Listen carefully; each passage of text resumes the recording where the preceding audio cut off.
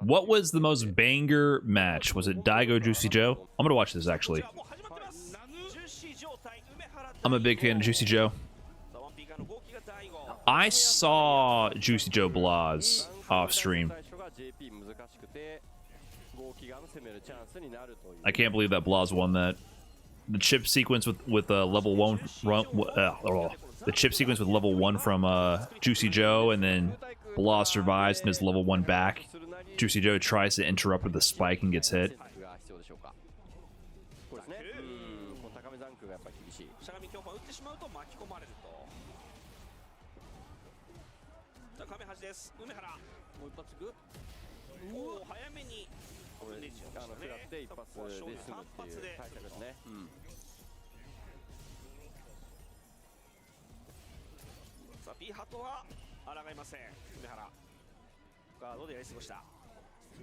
Nice towards heavy kick.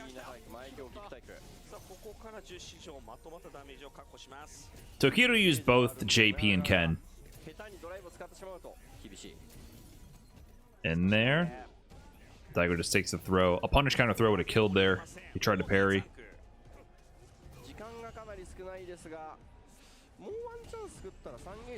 Chop? Hold up. 15 seconds. Too soon. Extra block stun on the drive rush into the low forward.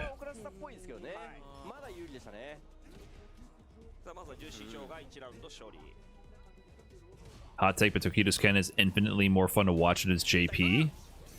I don't know if that's a hot take. I don't think anyone has strong opinions on Tokido's JP.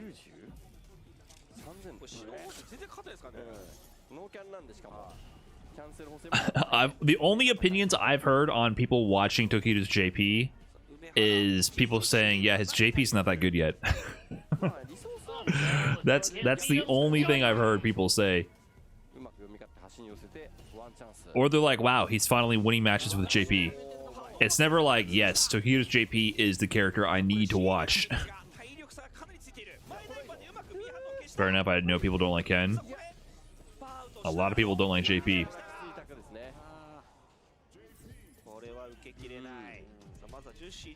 Why did he drop Ken? Ken in general doesn't get as much playtime now at top level after this season's balance patches, the nerfs to Jinrai, and his throw loop nerf. And the buffs to Ryu. And Akuma being Akuma. Other options to choose from. Klecha Chacha? Klecha Chacha. Thanks for that prime, appreciate it. Enjoy the mid-tier emotes. JP is cheap, facts.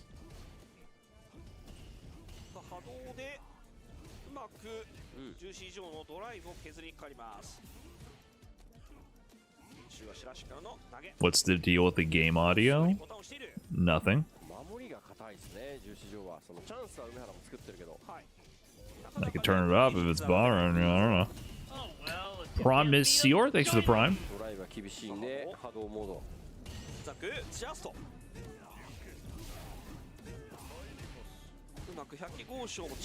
Oh, he let it rip, the low fireball? That would have been negative at that range.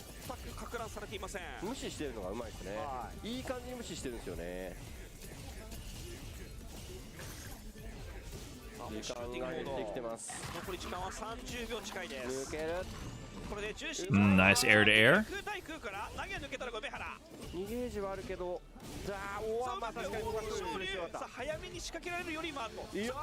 No way, what? Towards MK to raw level 2 on the read in the first round of the game. Heckle me softly with the 11 months, thank you.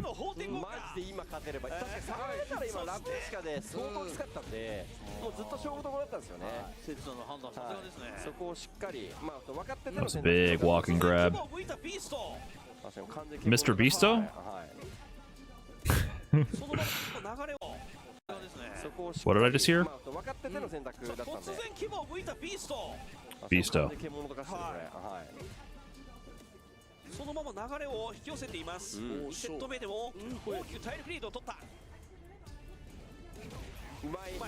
Daigo's just like, how should I jump at him this time? Do I jump forward regular dive kick? Do I demon flip dive kick? Do I demon flip chop? Do I regular forward jump heavy punch? Do I jump air fireball? Like, every interaction he has him in the corner, he backs up like, how do I feel like jumping this time?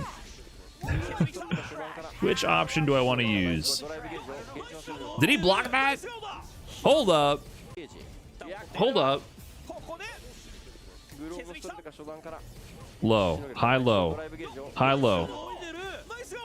I feel like this is probably like a airtight sequence that go for burnout, though, from JuicyJoe.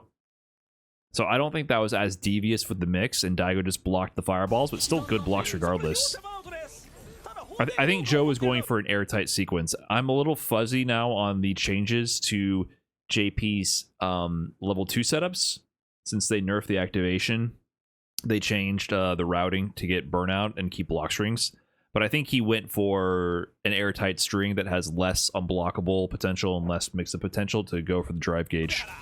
Like, basically, you hit confirm that they're blocking, and then when you activate, you can do a string to keep them in block stun to attack the drive gauge. But still, Daigo blocking appropriately is still really impressive. The Phantom Trope, thanks for the 2 months also. Thank you very much. No way. Clean punish. Great awareness from Daigo. But you see how he faked him out here too. Pay attention to this. So he approaches. After the portal goes up, it's above Daigo's head. And you see how Daigo actually walks backwards to keep it in front. So the most dangerous position for when the portal is up is when it's right above your head. So Daigo had walked into the range of the portal. If he continued to walk forward, he would have been in a really ugly spot where it's ambiguous which way JP would even fly out from the portal. So the worst spot is when it's right above your head, because if you're a little bit forward, it's going to fly crossed up at you. If you're a little bit back, it flies from the original angle. So it's hard to tell what side you're on that vertical axis that determines which way he flies. And then usually your one button anti-air is going to whiff. You can deal with that as a Shoto player by walking forward and then inputting a crosscut, like clearly walking past this line and crosscut the other way as they fly back through you. That's one option, and which is good if you have like a level 3, DP level 3, for example. But for the situation for Daigo, he doesn't have level 3, he only has level 2. He makes a smart play as soon as his portal goes up. He's like, oh, portal's there? Let me walk back so no matter what, it's in front of me. And he sees the teleport activation right here, and he knows the crouching heavy punch is going to work. So it's about his relative spacing from where the portal is to get a guaranteed punish like that. So as soon as he sees the portal go up above his head here, he's like, wait a minute. Oh, same side. Can JP not cross you up with the portals in front of you? No, JP has no control of which way he flies out of the portal. All he does is you input quarter circle back light punch, and then you just go into the portal. And the direction he flies is completely dependent on where the opponent is. So if the portal is... JP will always fly at the opponent. So if the portal is in front of you, like this, he'll fly at this angle to the down right. If he's on the other side of the portal, he'll fly from the portal to the down left here. So he has no way to control which way he flies. Would a delay jump MK not cross you up? I mean, if you're close enough to him where you're still on this side, you would do jump cross up light kick. Yes, it's light kick, and you can still cross up. Like if you're this far back, then no matter what, he's gonna hit you in front. But if you're before the midsection but still close enough, yeah, he can cross you up this way for sure. That's why it's a danger zone. That's why being within this cone underneath them is really bad, because you don't know which side he's going to fly out on, and he can also cross you up on the same side. It gets really ambiguous in the danger zone. That's why, especially if you're past the portal where your normal anti-airs won't whiff, and you have to do an autocorrect DP. If you do heavy portal and teleport with a medium version light? Does it change direction? No, there's only one teleport. You don't choose any properties of the teleport. You just input teleport. The only thing that happens is based on where the opponent is. Either you go left or right. That's it. You have no control of the angle other than where the opponent is determines which way you go. No other properties to modify. So on defense, generally for most characters, you have stronger anti-teleport options if you keep the portal right in front of you. So a common habit, especially the slam, when I was teaching people to deal with JP, is don't just blindly start walking forward when the portal's above you, because you're walking forward and they come in from behind your head and you get smoked. Yeah, some characters, if they're beneath it, they have good options. But generally the worst thing is when you're walking forward. Or if you're walking forward, it's good for some characters because you can cross-cut level 3. So you just got to know like which option you're going for and when, and have that ready. If you don't have a DP, walking underneath it is often really bad. But you can also walk underneath it if you do, and then jump into it with a jump cross-up move for a punish as well. So there's options no matter where you are. And some characters have different options based on where they are on the screen. So it's just good to know what your options are. So for Daigo in that instance, for him to have that optimal punish to level 1, he had to walk back to have it in front of him.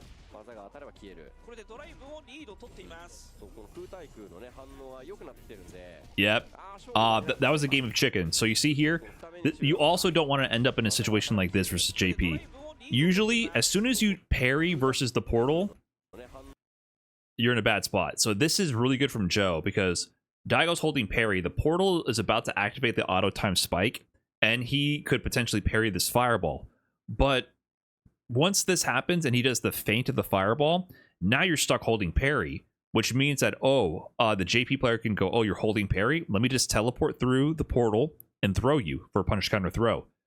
But the counterplay is to do hold parry, and when you see them teleport, you should drive rush, and then you can even input a DP out of the drive rush. Now, if you were like closer, if Daigo was closer to the portal, he would have a better angle. If he was a little bit closer, he could have done drive rush cross cut. Or if he inputted the drive rush sooner, he could have done a drive rush DP out of this. But I think he was too close or too far away. If he was closer, more underneath it, he could have done drive rush cross cut and avoided this. But this became a game of chicken, because you see that JuicyJoe might be thinking, he's going to be stuck in parry. I'm going to teleport empty and then throw him. Daigo instead chose to do the drive rush OS, but JuicyJoe calls out that option instead of going for the typical layer 1 of empty teleport into grab here. He flies out with a button, calling out the drive rush attempt. Calls it out. Because think about it. Otherwise, if he was holding parry or just tap parry and released it, he would have blocked the jump in. It would have been a waste. So it was a little bit of a game of chicken between these two players, and JuicyJoe called out his option.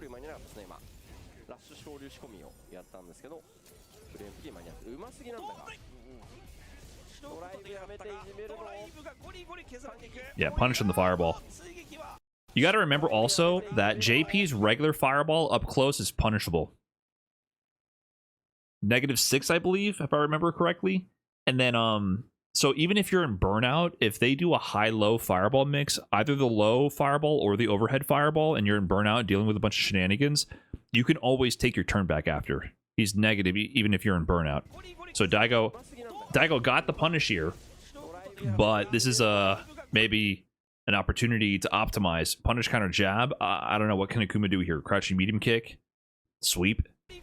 He tries to go for stand light kick, and because of that, he's dead here, right? Meterless? No, he had spindle bar. He lost that round from that. If Daigo was a little bit more prepared for this, he could have done stand light punch into crouching. I'm pretty sure crouching medium kick would have worked there.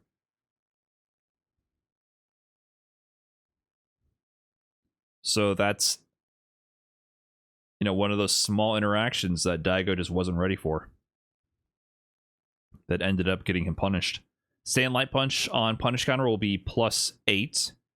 So he could have done probably crouching medium kick, or maybe even crouching heavy kick. No, sweep wouldn't work. Maybe crouching medium kick.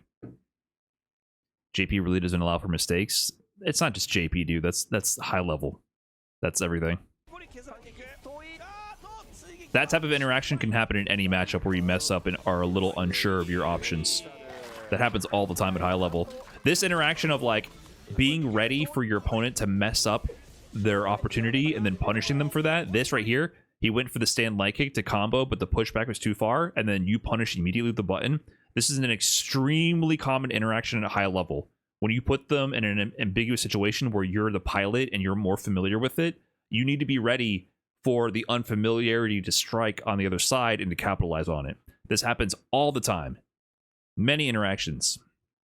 Like Ryu donkey kick spacing. Yeah, spacing traps even on your opponent's like successful punish. People mess up their punishes all the time.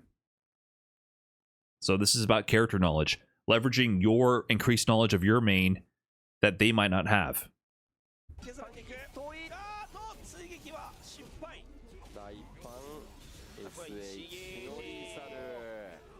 I'm missing FGC. Should I get back into Street Fighter 6 or should I learn the new Riot game? You should sit down at your computer or console and do whatever you feel like. And you should also remember to breathe. And drink water. And eat.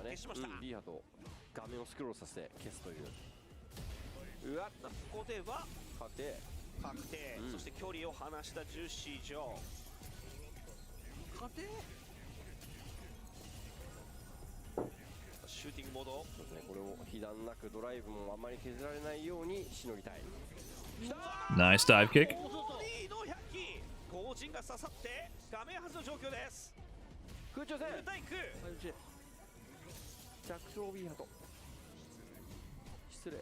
Daigo wasn't ready for that one? But you see, even JuicyJoe's not anti-airing because scared of the air options. Damn. Sometimes you just got to do the half-screen raw drive rush overhead, man. Sometimes it's what you got to do. Oh, baited.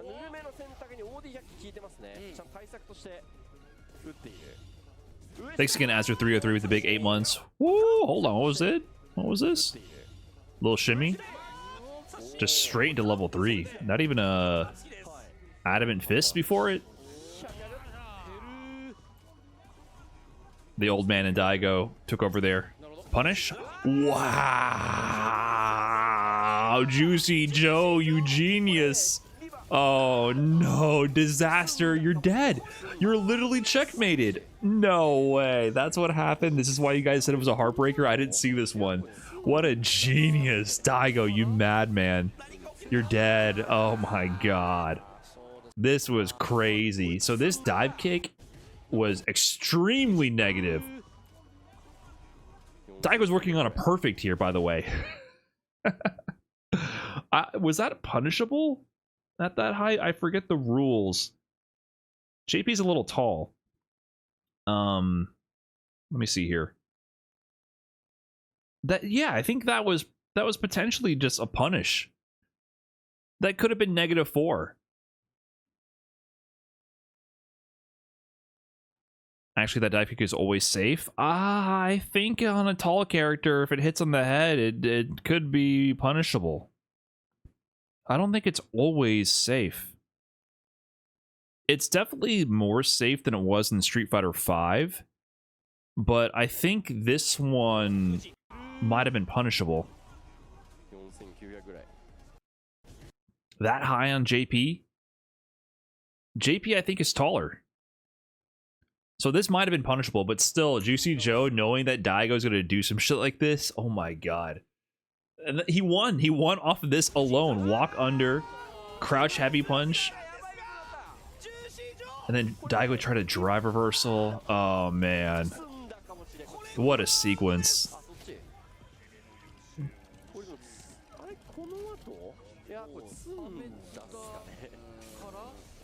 What a sequence, dude. Oh my god.